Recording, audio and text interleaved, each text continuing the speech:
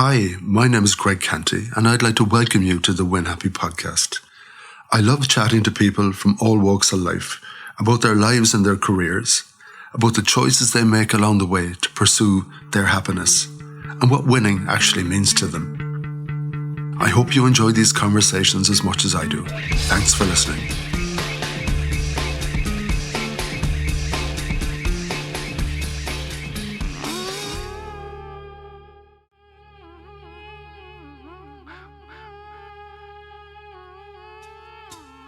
On today's podcast, I had the pleasure of the company of Episcopal priest Father David Gierlach, speaking from his parish in Honolulu in Hawaii. Father David was encouraged to speak his mind on social media a couple of years ago, when many people were outraged that Transgender Appreciation Day coincidentally fell on the same day as Easter Sunday. His post blew up. Father David realised that he had a powerful platform, and his gift for communication could take his voice well beyond the congregation in his own parish. 2 years later, the skilled and passionate priest has amassed a following of over 600,000 people between Facebook, Instagram, YouTube and TikTok. And he uses this platform to talk straight regularly about basic human values, and in particular the dangerous MAGA cult of morally absent Trump and the damage he is doing. Father David started off life in a Catholic seminary, but he left because this life wasn't for him. He worked for an alcohol and drug residential centre, he studied law and had a successful 2-decade career as a lawyer, and then left all that in 2009 when he became an Episcopal priest. He has recently written a book, Jesus Christ, He Still Matters, to remind people about real faith and not the version that seems to be brainwashing so many at the moment. Let's hear from Father David Gierlach.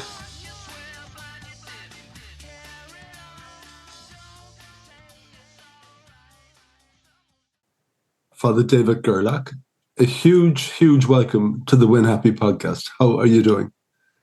I'm delighted to be here. Thank you so much for the invitation. And I'm coming to the listeners from the very southern tip of Ireland. And it's 7 p.m. And you're coming from, I hope it's sunny Hawaii. It is. Your first thing in the morning, of course. Yes.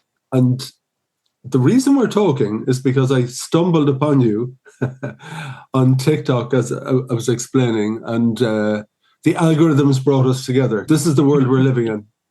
Yes, it is. This unusual world, this very unusual world.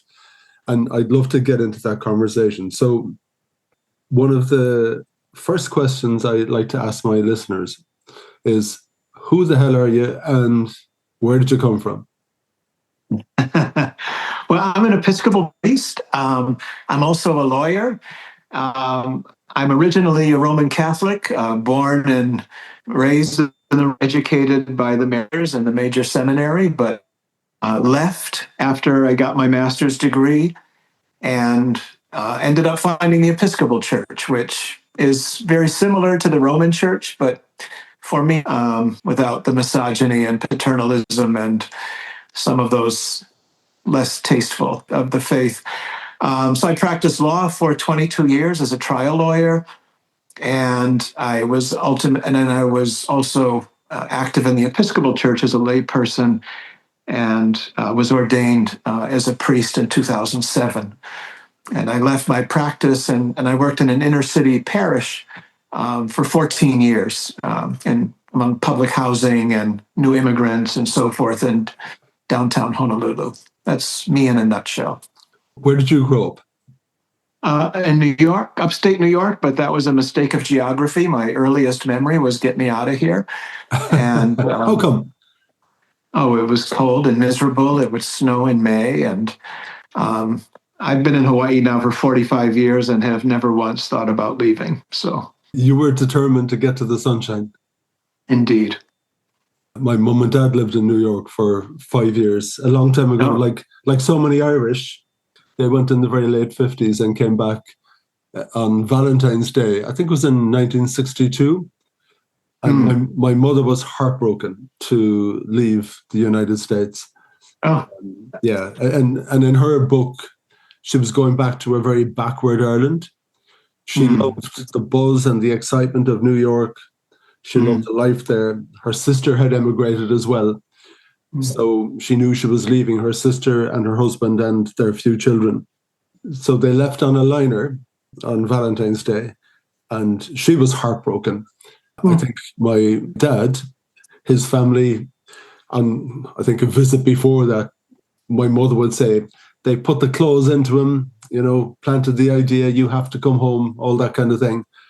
And, you hear the stories after, and what's been said to me now is that marriage would have finished because he was determined to go back. And she had to make a decision between her husband and the life that she loved in America. Yeah. So that was it. I popped along a few years later. And now she would say 100%. She is so glad she got out of that country because of what's happened to that country and all of that. Absolutely. She thinks it's something else. So the young David growing up, what was in your head? What did you want to do? I kind of always wanted to be a lawyer and a priest. And not in the way that it ended up happening, but I ended up being able to do both of those things, which I have a real passion for. So I've had a very lucky and very blessed life. When I first came here, I spent 5 years working in an alcohol and drug residential treatment center. Because when you have a master's degree in theology, there's not a lot you can do but teach or do social work. So I did that, and that was extremely influential. So I've had 3 careers that I've really loved and enjoyed. What influenced those choices? I think people are just drawn to where their gifts take them. And when it comes to life as an ordained person, that is the stubbornness of God, because I spent many years saying no thank you to ordination, many years. But ultimately, God wins. Was religion in the family? Were there uncles or even aunts who were part of religious life? Where did that come from?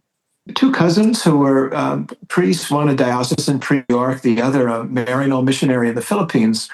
And he was extremely influential to me. I was finishing up in college when he was in the Philippines, and he was arrested by the Marcos regime in the late 70s. He was organizing farmers in the South, and there was no tolerance for such a thing under that dictatorship. So he was jailed and ultimately deported, and came home at a very influential. I was 19, and then that's when I decided to go into the seminary instead of applying to law school. Yeah. And going through the door of a seminary, what was in your head? You start with a lot of idealism and a sense that you're doing something kind of wonderful. And then you go there and you find out you're just among a bunch of regular human beings with all of their faults and foibles. So in some ways, it was kind of a rude awakening. Did you cope okay with it? I think so. I was kind of a belligerent, obnoxious student. I had a lot of my own ideas. I was a big believer in liberation theology, and some of the professors weren't. But overall, it was a wonderful experience, yeah. And at what point did you start questioning that path? When they decided that celibacy, they really meant it. And I knew that probably wasn't going to work for me. So it was one of the reasons I was so happy to find the Episcopal Church, because I can exercise priestly ministry and still be married. Yeah. That simple yet complicated idea, you must have been amongst a lot of your peers at the time who were struggling with exactly the same thing. Were you? Oh, most definitely. I think 19 of us started in the novitiate, and I believe 2 of us were ultimately ordained of our class, and everybody else, ended up doing lots of good work during their whole life, but everybody else left and got married. And how many of those would be priests now if they had signed up for a different team, if you know what I mean? I think certainly a majority and perhaps even most. Yeah. Yeah, yeah. And it's kind of a shame because the myth is, oh, you can't really devote full time to pastoral efforts if you're married, which is complete nonsense because I know many Roman Catholic priests who do very little. A lot of Episcopal priests too, but marriage has nothing to do with it. And I was able to have a very fulsome ministerial life. And I think marriage grounds you. I think marriage, as much as the Roman Church says that the sex abuse crisis doesn't have anything to do with celibacy, it definitely does, because you end up attracting sexually immature people to the priesthood with that mandatory celibacy requirement. And that can have very grotesque and evil kind of consequences. So, in your opinion, it's a byproduct of that rule, effectively? I think it is a significant contributor. There's no question that other denominations who allow married clergy have also had that problem, no question about it. But some people are genuinely called to a celibate life and ministry, but I think they are a distinct minority. I presume as well, if you were to work in the community and understand the people in the community, it probably helps that you understand them and you've experienced a lot of these life things for yourself. Absolutely. It's really difficult to counsel somebody when you haven't had to struggle with it yourself. You can tend to become quite pontificating instead of coming from a place of, oh, I've been there, so I feel your pain. Yeah. So how far in were you when you decided, okay, I had finished my graduate studies and I was in language school, actually, and I left out of language school. Yeah. Was that a difficult conversation with whoever you were reporting into at the time? It was, but yeah. Was that a sad day for you or was that a release? I think it was a mixed day. It was a long time ago. It's 45 years ago, so I don't really think about it that often, but it was a big transition time, and it was kind of going out into the complete unknown because I had no idea what I was going to do at that point. So, yeah. Yeah. So it became law school then, was it? No, then I was a drug and alcohol counselor for 5 years. Okay. And in that context, then I thought the idea of pursuing a law degree was what I chose to do. And at the time I was married, and my wife was very enthusiastic in supporting me in doing that. And so I applied just to the law school here in Hawaii. And then, of course, while I was in law school, she was diagnosed with colon cancer, terminal colon cancer. And she died quite young, right after I graduated from law school. So, yeah. So you had your own cross to carry. Yes, indeed. Yes. And a lot of time being very angry with God. Yeah. So. Are you still angry? No, but it took a long time to find a place of peace. No, and now that most difficult time in my life is the well that I go to. If I've got anything to share with people, it comes from that well. It's a unique experience that you went through. I'm sure you would prefer to have not gone through that particular experience, but it does give you a perspective on things that many of us don't have. Exactly. Yeah, I wouldn't wish it on my worst enemy, yeah, but I exchange it. Yeah. I presume you have to dig into that well to help a lot of your parishioners from time to time. Absolutely, because people go through all kinds of crises. So it helps to have been through crises. Yeah. Your work in drug rehabilitation, what did you learn from that period? I learned that the most spiritual people in the world are recovering addicts and alcoholics, that unlike they're not working a spiritual program of recovery, they will die. The rest of us could just kind of get by and pretend we're doing that kind of thing, but they really have to do it. What I learned from the 12 steps of Alcoholics Anonymous were put together. 2 recovering alcoholics, Bill W. and Dr. Bob, with the help of Ed Shue, Episcopal priest. And those 12 steps that we would use in the context of recovery, I mean, I could move in that direction because it was completely consistent with the time I had spent in the seminary. So, in fact, I published a book last year, and I have another one at the publisher. And the one that's at the publisher is about transformation, not only personally, but for our society. And it uses the 12 steps as the basis for that conversation. And that decision to pursue law then? It was in you the whole time, I think you were saying. All the time. Yeah. And I applied here just to one law school, and I got in, and it was wonderful. And I had a terrific 2-decade career in that. Yeah. What kind of law were you practicing? I was a general practitioner, but a trial lawyer primarily. So I did a lot of different things: criminal law, civil law, gender discrimination. For a time, I had most of the sex abuse cases against the Roman Catholic Church here in Hawaii.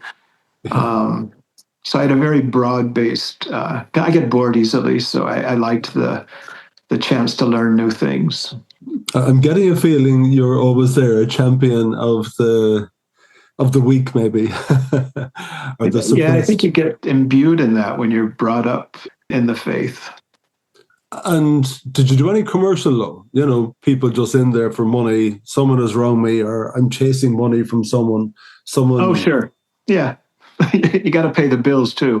Yeah. So yes, I did all of that. And that, of course, is not as interesting. But how do you view money? I'm really glad that I had that time as a lawyer, because before I was a lawyer, I had no concept of money, and it was kind of a terrifying thing. I was brought up middle class, never really had that much, and always worked in my life. And having that experience with dealing with lots of money, and financially I did very well as a practicing attorney. And I made a lot of money for many years. As a priest, it taught me that there's always money, because most of my colleagues are always complaining that there's no money. And definitely the lay people in parishes are complaining there's never any money. And what this taught me is if you're doing something that's interesting to other people, like really caring for folks and not just running a private club as your church, money's there. And so when I was in that inner city parish, money was never a problem. We had tons of money. And Yeah. we did really good things with it in terms of working with the homeless, advocating for immigrants, advocating for affordable housing here. But being an attorney taught me that money is a useful tool, and it taught me how to get it. Part of my mother's attraction with America at that time, it wasn't being materialistic or anything, but it was just that idea of the land of opportunity and everything is possible. And it doesn't seem like my brother is there. He's been there since he was 21. And it doesn't feel the same thing anymore. The land of opportunity has become the land of something totally different. It's definitely. And all of this had its kickoff with the Reagan administration. All of this was completely foreseeable with the change in direction that he took this country. And we are living in the consequence. I think Trump is a natural evolution of what Reagan began, and the oligarchy that we're living in today is what Reagan set out to create. Is he a mirror image of the American persona right now, would you say? Trump? Yeah. I think he's the mirror image of the oligarch persona, and the people who think someday they'll be an oligarch, even though they're a paycheck away from being on the street. That's his supporters. I mean, I think they mystically believe they're going to end up being rich someday. It's crazy. Is that about money? Is money their God? And do they think he's got the Midas touch? And if we keep waving his flag, well, wealth will arrive in my garden as well. Well, the irony of that, of course, is that he's a complete failure at every single business that he's ever touched. Yeah. And the places that, the money he has is money that people have given him, starting with his dad's $500 million, and then the banks that lavished him with all these funds. And now in politics, it's mom and pops who keep sending it to him. And then as he's resumed the presidency, he's tapping the bank accounts of the rich individuals and governments around the country. He's never succeeded in actually earning anything, in my view. He's a fraud. And it's so sad that people see him as this great, successful man because none of the facts support that. Everything from the university to the casinos to the hotels. The list is endless. Yeah, how do you bankrupt casinos? I mean, economists said that was like an impossible task, that nobody could actually do that, and he managed to do it several times. Yeah, the house always wins, unless your name is Donald Trump. No, it's just, he must be a genius to be able to accomplish that. Yeah, a terrible grifter. Oh my goodness. Tell me about Hawaii, beyond the weather, and what kind of a place is it? I've never been there. Hawaii is a magnificent place because there is no majority ethnic group. The largest ethnic group is about a third of the population, and that is basically split up between Caucasians, Chinese, and Japanese. There's maybe 11 or 15% Native Hawaiians, and then groups from around the South Pacific and other places. But it's a place where cultures have had to work together, understand each other. It's not perfect by any means, and there is certainly racism and ethnic discrimination here. But by and large, it really works. Thankfully, most people who come here get rock fever after a couple of weeks, because otherwise we'd have 20 million people living here. But we're a population of a little over 1 million on 8 islands. And I knew when I got off the plane the first time in 1981 that I was home. That's Hawaii, and that has never changed. And was that a notion you had from brochures and holidays? Had you been there? I had never had a clue, and I never had a desire to come here. And I had no idea what it was about, not a clue. But my cousin, who was the Maryknoll priest, during that time that I was in the seminary, he ended up leaving and he got married to his dear friend in the Philippines, a Filipina gal. And he was barred by the Marcos regime because Marcos stayed in power until 86. So he came here because there's a large Filipino contingency here. So he thought he could do his work here. And so he was here, and that was the connection for me. He had left, I had just left, so I thought I'd come here and see what might happen. And it didn't take you long to settle in? No, not a bit, yeah. That decision to give up your lucrative legal practice, that must have been a toughie. No, it was actually very easy. I did it for 22 years. I enjoyed every minute of it, and I was done. And I really felt the call to do this ordained ministry. And I have not regretted that 1 second since that time. Yeah. Wow. No, it was a very easy decision, frankly. Yeah. And did you make that quickly? No. And in fact, for 2 years, I ran my law office, and I was the full-time rector of my inner city parish. And that almost killed me. I learned that trying to close a law office is a lot like trying to kill a vampire. It just something keeps coming up. Yeah. And it was me, and I had a couple of associates, but I was the lead lawyer. But it just got to a point where I knew if I just didn't walk away, I was going to probably have a heart attack. So I did. Okay, yeah. So was it for health reasons as such? Was it just too demanding? Health, okay. Yes, physical and mental.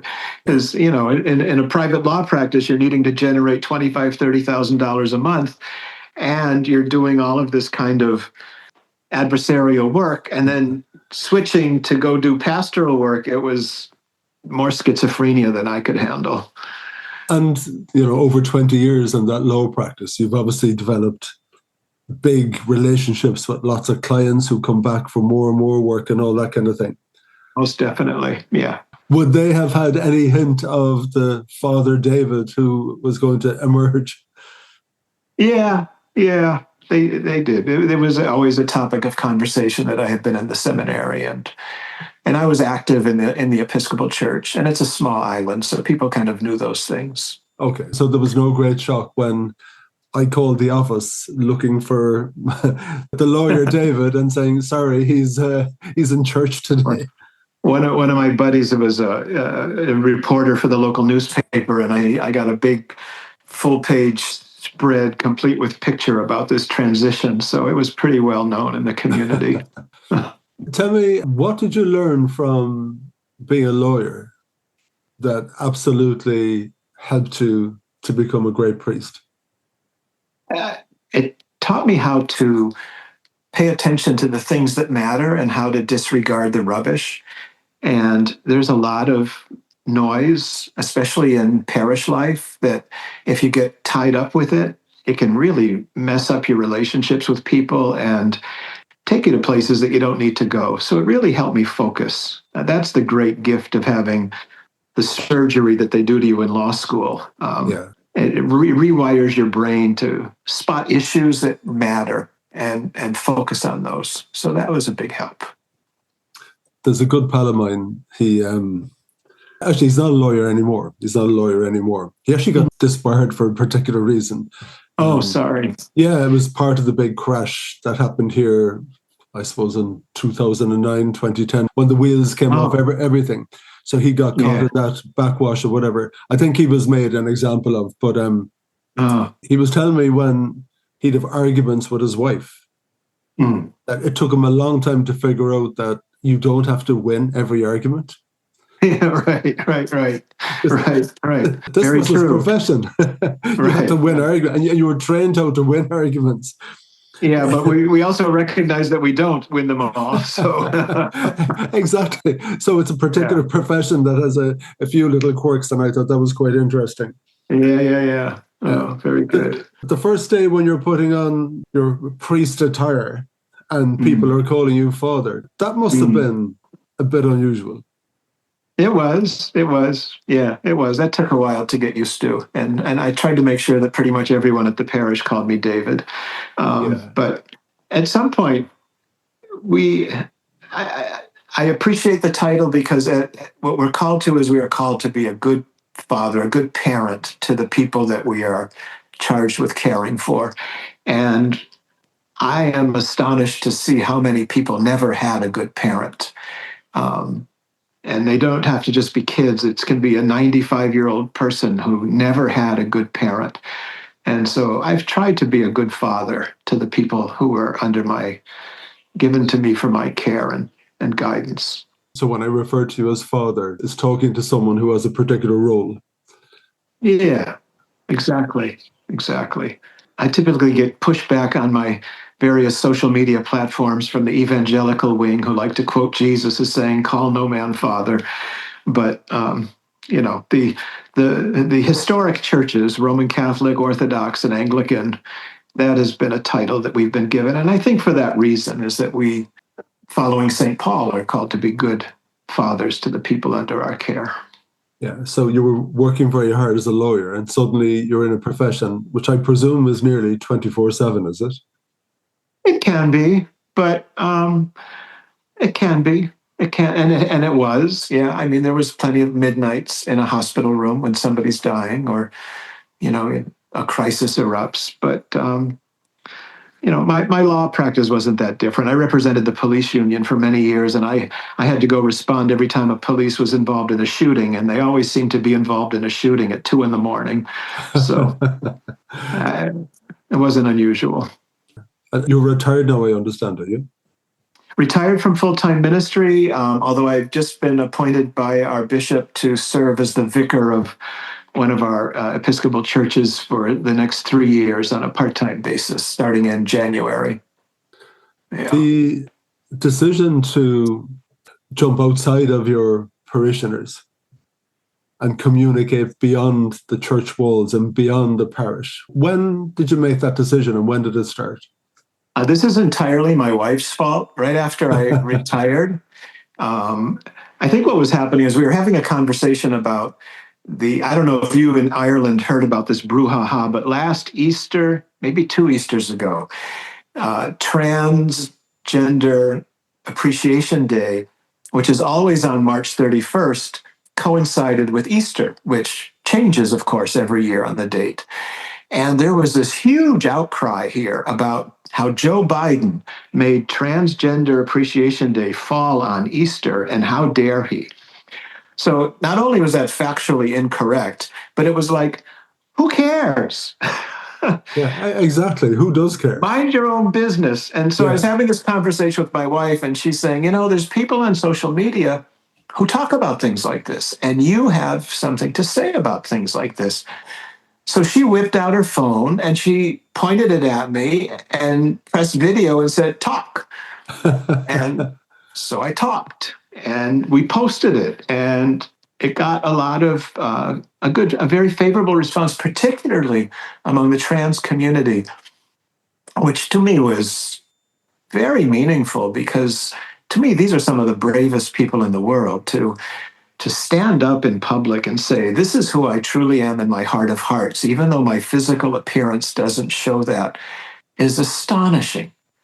And so from there, then we started to have Trump running for re-election. And so I had you were on a roll.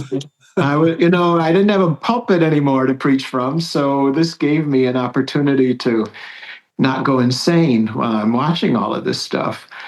And it also is an opportunity for, I think, evangelism these days needs to pay attention to social media. The number of people who declare no faith interest at all is expanding. The numbers showing up in the pews is declining. And yet, I have almost 600,000 followers across different media. Yeah, I know you have. And it's crazy. And the comment that I get more than anything is, I would go to your church if I lived near you. This is what Christianity ought to be. And all I'm preaching is the gospel.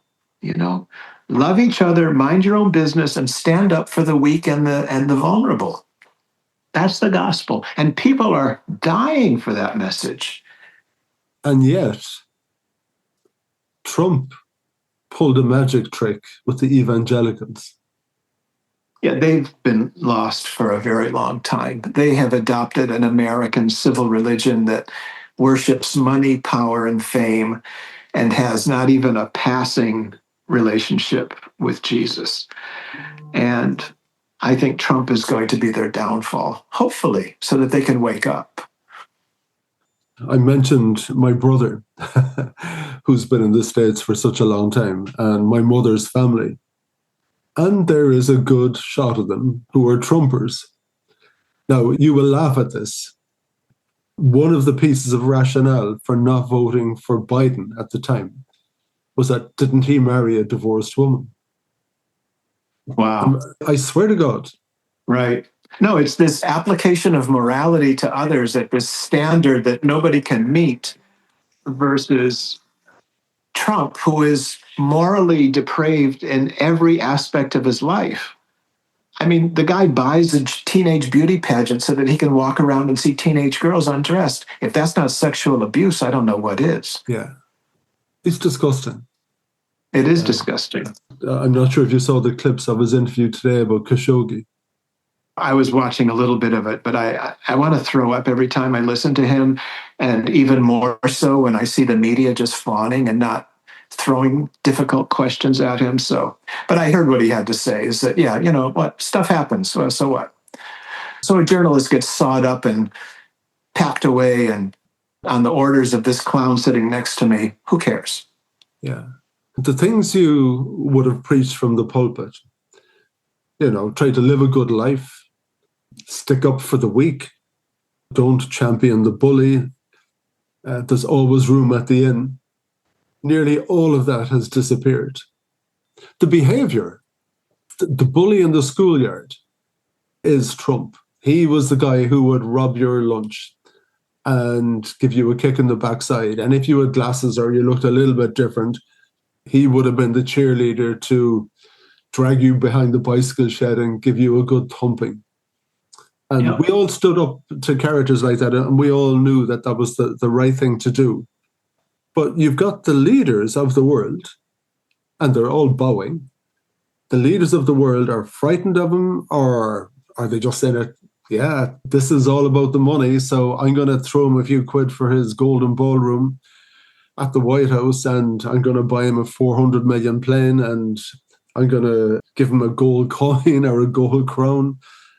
He is for sale to the highest bidder and everyone knows it. Yeah. It doesn't matter who you are or what you believe. If you've got your checkbook out, you are welcome through those doors. That's right. It is graft and corruption that this nation has never, ever seen. And it is astonishing that the Republican Party allows it to continue to happen. It really is. These guys have sold their souls to this. And I don't know where it's going to end. But I mean, every day he's making hundreds of millions, if not billions, on cryptocurrency.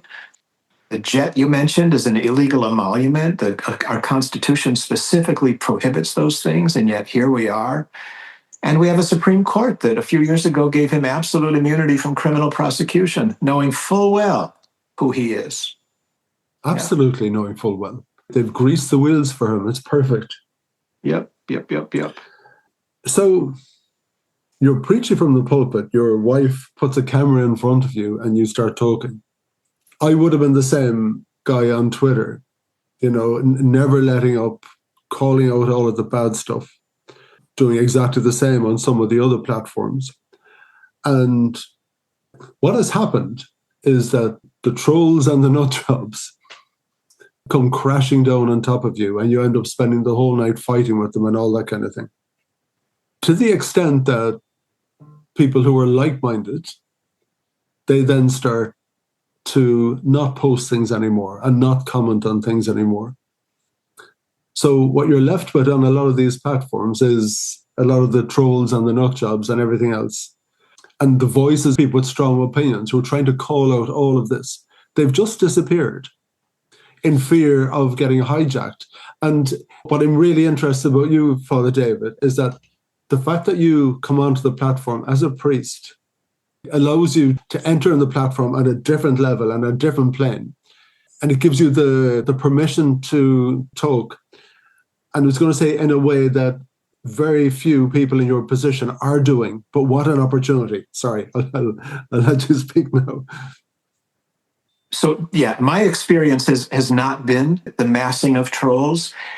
I would say 90% across all social media platforms, the responses that I get are favorable and supportive, and thank you for doing this, with 10% or less being the trolls.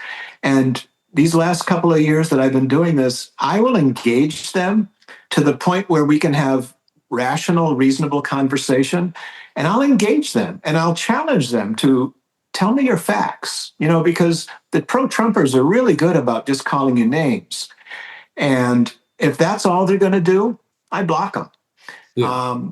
But for the most part, a small percentage of the trolls will engage in conversation. Some have even gratefully said, thank you, and maybe I need to reconsider my position.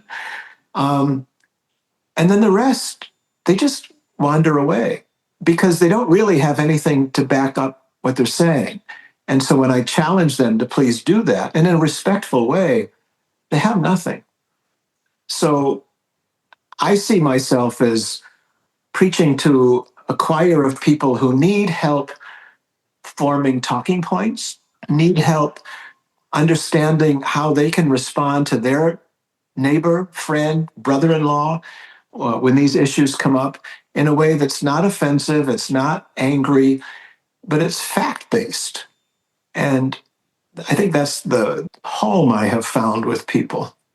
With the greatest respect, I think, because you wear a collar and you are a priest, even I think we're programmed to be respectful. And yet, no, there's no question. And that is why I intentionally wear my collar and my clerical shirt, because I have never spoken out as a priest on issues of partisan politics until Trump showed up.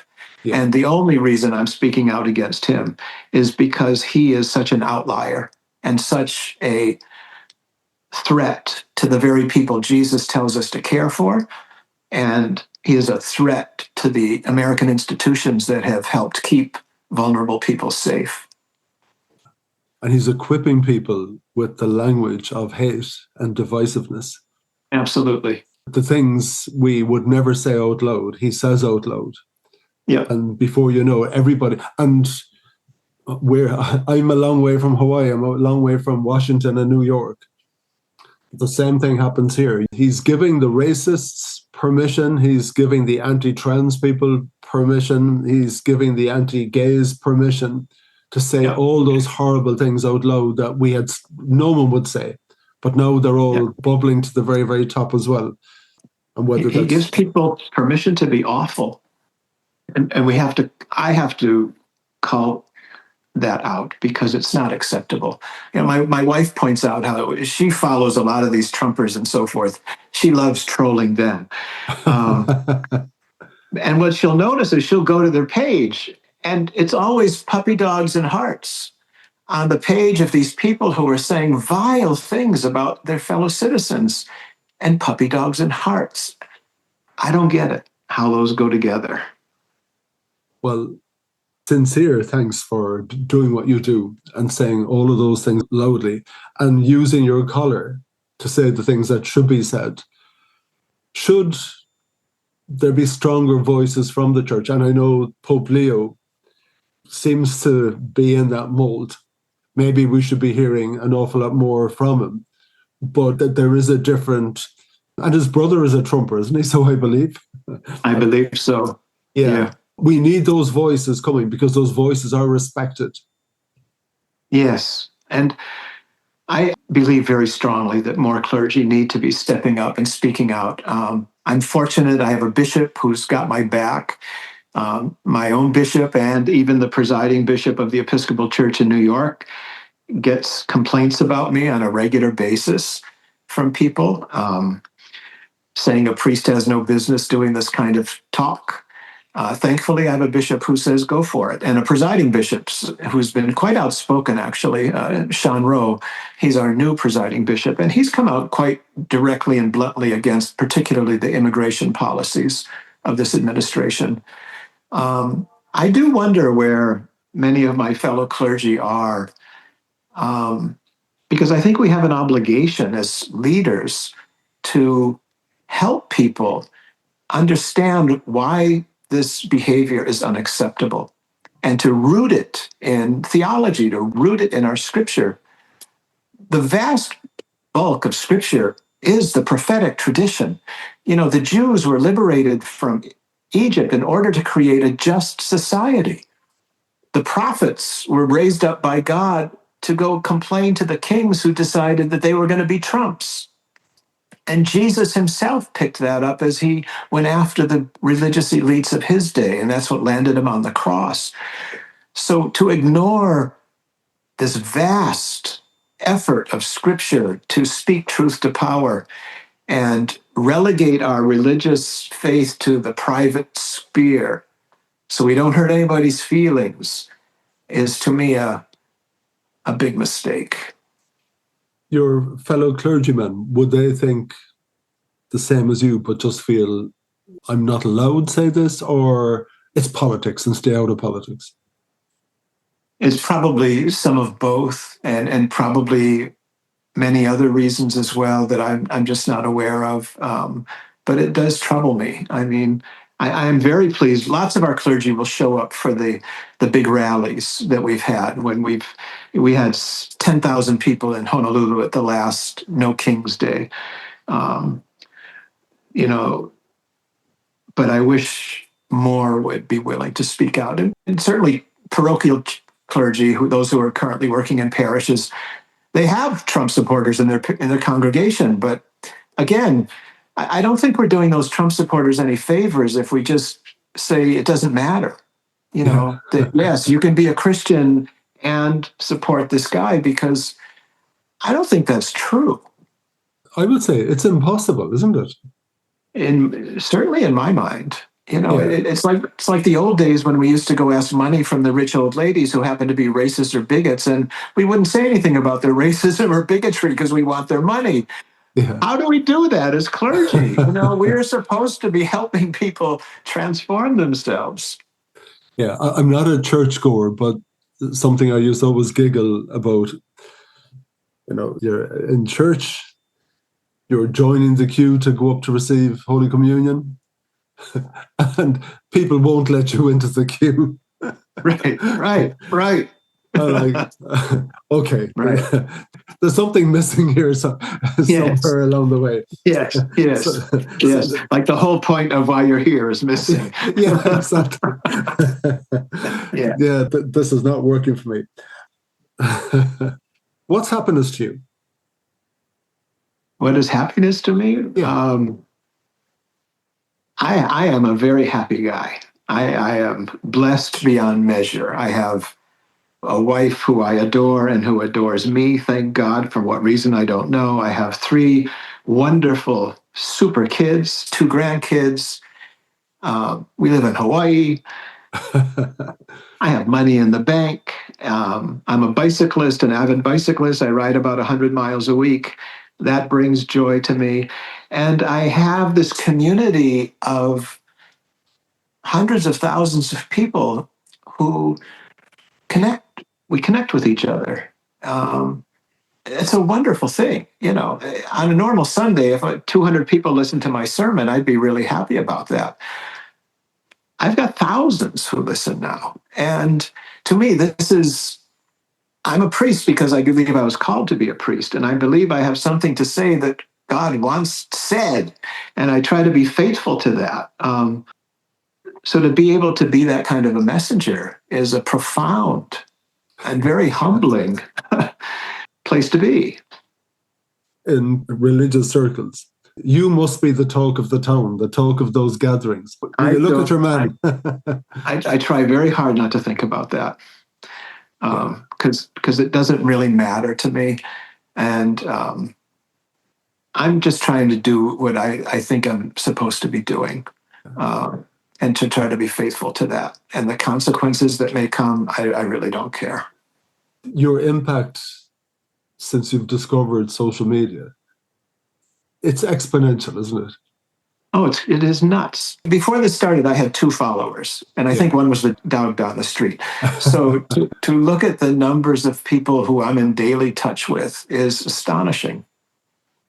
Like I was going to say, I know you're a lawyer, a priest, you're an author, you're a marketeer. Well, I'm very proud of this book, and I think it has something for people because what I've set out to do is to try to reintroduce people to what Christianity ought to be and not what it has become in such a twisted, demented form. Within all of the liturgical traditions, it's become too rules-based, too guilt-based, too all about me-based. And so, yes, I wrote my book. I got it published. Actually, the publisher's in London, Olympia Press.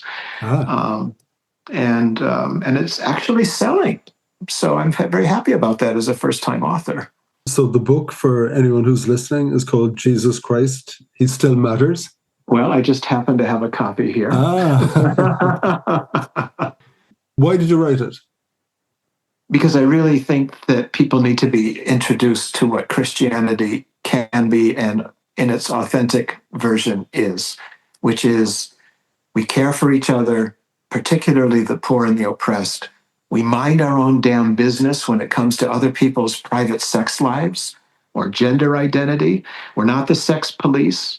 Jesus never said a word about any of that stuff, and I'm sure there was still plenty of gay people and trans people running around back then, just like there have been since we lived in caves. But he sure had an awful lot to say about how we care for one another, particularly the ones that we're really quick to look down our noses at. And as a parish priest, I had a chance to help transform people's lives there because the church I inherited was like most churches. It was basically a club.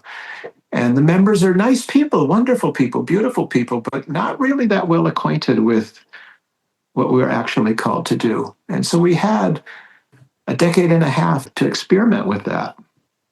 I think, and it's funny, we work in marketing, PR, we do events. I always think the priest, in many respects, he's a marketeer, he's an event manager. And every time people come through the door of the church, that's an event. In a way, you need to stand there, organize the event, entertain people, engage with them. and off they go.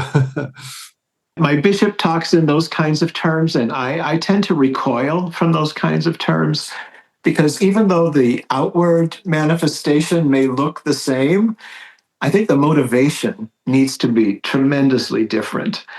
That if your motivation is, I'm here glad handing you because I'm hoping you'll join and contribute your money and other things to our financial benefit, that ain't going to work. I stand at that door wanting to welcome people as a fellow human being into a place that for many of them was a very scary place to walk into in the first place, and to let them know that this is a safe place.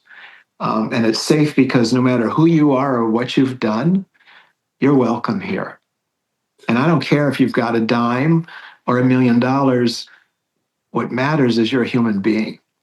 Yeah, and my point wasn't about money at all. No, I totally get that, but I'm familiar with the comparison. Yeah, and it's funny because I went to, within a fortnight, I went to 3 funerals in succession, pretty much. They're very close together. And to watch the skill of the priest who has to take people at this most sorrowful moment in their lives and deal with them delicately and bring them up for the eulogies, say the prayers, try to learn something about the poor person who was deceased and present that to the congregation. Some will have known that person and many won't. And bring people in and send them off with all of the respect and everything. It's such a skill. And you're taking people by the hand at such a difficult time. And I often think, even for people who aren't churchgoers anymore, one of the times when they're always back at church is for the funeral. Sure. And also using that opportunity to talk something about the real gospel to people who have been disconnected from it for most of their lives. Yeah. And funerals to me are the perfect opportunity to do that and help people remember that it's not this, it's this, you know. I just did a funeral just a couple of days ago for this woman who, she's one of those people who glowed. You come across people like that. She had this inner joy. And so the place was packed for her. She was 95 years old. God bless her. But part of what I preached on was when Jesus says, I am the way, the truth, and the life, the way the evangelicals have hijacked that claim is to say, you got to join the Jesus Club or you're going to burn in hell. Yeah. You got to say with Franklin Graham this special Jesus prayer and call this number or you're going to burn in hell. And it's like, no, we've made that up in the last 100 years. What he's actually saying is, live like I live. Care for each other. Be willing to engage in self-sacrificing love. Point out injustices. Live the way I live, and you will find the life that is life. That's what it is for Jesus to be the way, the truth, and the life. And you can be a Buddhist and do that. You can be a Hindu and do that. You can be an atheist and do that. Live a good life. Yes. Please. But not focused on yourself all the time. Absolutely. The me club. So winning happy. I know you're happy. What are the things that give you satisfaction? What are the things that drive you? What are the things when, I don't know, you turn the light off at night? That was a great day. That was a great week. That felt really good. What gives you that winning feeling? I think just trying to be faithful to what I've been called to do. Yeah. So I sleep well every night, thank God. And I had lots of issues in my life growing up and dealt with a lot of difficulties and dealt with my own demons and other people's demons. I'm just very happy. You say we're about the same age. I'm 68 now. I'm so happy to have come to this place in my life where so much of that, the anxiety, the worry, the nervousness, the neurosis, is by and large all gone. Yeah, my digital media star. Well done. What was the toughest choice you had to make in your life? Good golly. There's been many tough choices I've had to make in my life. Leaving the seminary was a tough choice. deciding to go to law school and foregoing what was to be a good career in the drug addiction field, because I was offered the deputy directorship if I didn't go to law school of the facility that I worked in. Dealing with my kids at various difficult times in their lives. Yeah. There's no priest there, is there, in the three children? Is it two boys and a girl? Am I correct? 2 girls and a boy. Sorry, wrong way around. What do they do? My eldest is, she's 42. I've demoted her to my younger sister because I'm way too young to have such an old child. Absolutely. She's a psychologist. And she's got a wonderful career. She's married to a guy who's got his own business, and grandchildren are 12 and 9. Next daughter is younger, 25. She's a school teacher. She teaches high school at a charter school out on the west side of the island, which is mostly Native Hawaiian people. It is a poor section of our town. Of any of the kids who are following in my footsteps, it's her. She is extremely tied to her. She's very proud of her indigenous part of her culture. And she was on a peace boat for a week doing discussions they went from Easter Island to Tahiti, and she gave talks on nuclear-free Pacific. And she's traveled to Korea doing the same thing. And she's my fist in the air, commie rebel Marxist daughter. When she was younger, she would irritate me quite often, and I would complain to my mom about her, and my mom would say, "Yeah, sounds just like you when you were her age." So that's a compliment. And then so it was like, yeah, so shut up and suck it up, because I had to do that. And then my youngest is my boy, and he's a pilot. He's a captain with a small local airline. And tell me, what's next for you? This 3-year appointment to be part-time vicar at this church. And I'm hoping to integrate that church with this wider social media audience that I have, a community that we've built. A lot of people have asked, could we do online services? This will be an opportunity to do that. Maybe forge some more connection.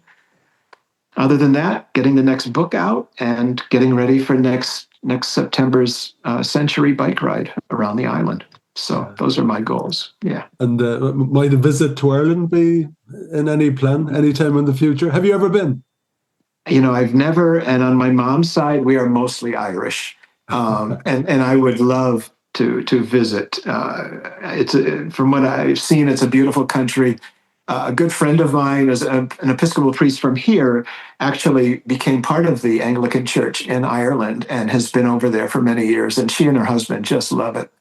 Yeah. Do you know where they are, do you, in the country? I don't. I really don't know.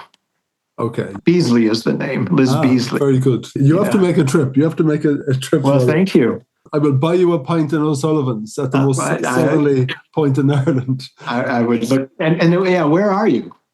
Yeah, so I'm in a place called Crookhaven, which is in West Cork. And where we are is the most southwesterly point in the country. Okay. And they used to call it Ireland's teardrop. Okay. Because when all the people who were emigrating used to go past, it used to be the last point of Ireland that they used to see as they used to leave.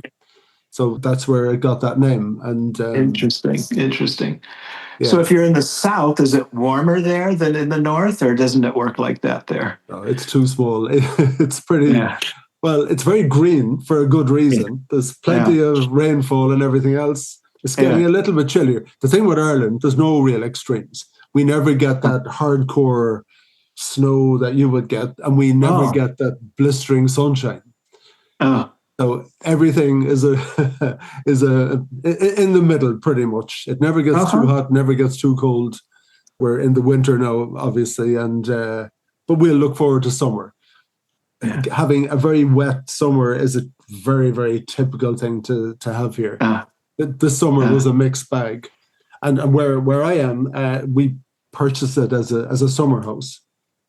But it's I'm looking out at the ocean, so we're pretty much here all the time. It's gorgeous. I'll send you a photograph. Yeah, please do. But it's really nice here. So if we can finish, what I will do is maybe ask you to say something to my listeners on the Win Happy podcast, which is all about being upbeat and trying to find happiness in your life, but in things that matter. That's not about money or anything like that. But 2025, Ukraine, Gaza, all the cruelty that we've witnessed and all that, the craziness in America, we're looking at it totally and utterly deflated, wondering, why are good people allowing this to happen? Yeah. Please. I think that these moments in history are often, and I think this one will be, crucial turning points in us being better and doing better and recognizing ourselves as able to have the kind of society that all of us, I think, deep down in our heart really want. One where we get along with our neighbor, one where we have enough, but nobody needs to have too much. And I think for some reason, we human beings need to get to these crunch points in order to do the next step forward to something more beautiful. I mean, the Germany that arose out of Hitler is a Germany that is quite beautiful. It is a people who are humble, who are caring for each other by and large, because they recognize how bad things can be. And we Americans, we have kind of lived with this Disneyland fantasy that, we would never do such a thing. Well, we are doing such a thing. Yeah. I was telling my wife yesterday that I was ruminating on St. Paul's discussion about us all being the body of Christ, and every part of the body has an important part to play. And I was thinking about the anus, because I was thinking about Trump. And I was thinking about how much trouble an anus can cause you if it's not working properly. Well, I think Trump is our anus. And we're going to have to deal with this guy because he is allowing people who used to be not harmed enough by the systemic problems that we have in this world, that they didn't bother to speak up. And he has become a threat to those people, to people like me, upper middle class white people who are freaking out because of this guy, but they never freaked out when it was just black people getting crapped on or indigenous people, but they're freaking out now. And I think this is an opportunity for us to move forward for everybody, because we've got everybody's attention now. And the anus is definitely doing his job in giving us this attention. So thank you for allowing me to say that, because my wife said, don't talk about that. That's just terrible. Well, Father David, thank you so much for your time today. I know how busy you are. Thank you for inviting me, though. It's been a joy just talking with you, and I really appreciate it. Thank you. Yeah, thank you so much. I'm so honored. Thank you. Thank you.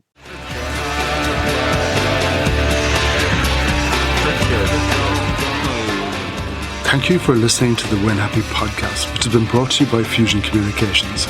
If you'd like to get in touch, feel free to send me an email at greg@fusion.ie. So until next time, take it easy.